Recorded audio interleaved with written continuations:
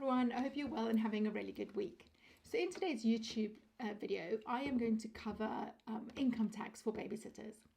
So not getting tax right could mean that you owe some of what you earn to the government, and you don't want to get caught out if you haven't saved up enough money. So before I start, I must just stress that I'm not qualified personal financial advisor, and everyone's situation is different for the babysitting work that you do, but I'd recommend speaking to an accountant before you start your babysitting work. The government charges lots of different types of tax to pay for things like our schools, hospitals and roads, value added tax on things that we buy, fuel tax on fuel we put into our cars, and more importantly, income tax on the income that we earn. So income tax is charged at different thresholds depending on what we earn. So for the current tax year, we all have a personal threshold of £12,570 under which we pay zero income tax. So this is important.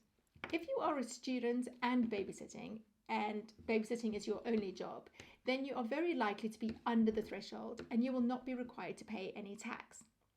The next tier up is from £12,571 up to £50,270, and this is called basic rate and is charged at 20%.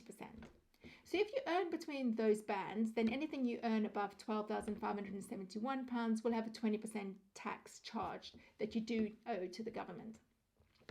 If you have another job, perhaps you're a teacher or you're a nurse, and then you already know that your tax is deducted from your pay before it even is passed on to you.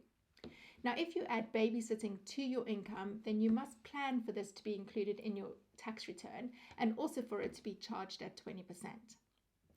Now, because your babysitting work is self-employed work, when a family pays you £50, for instance, you receive the full amount.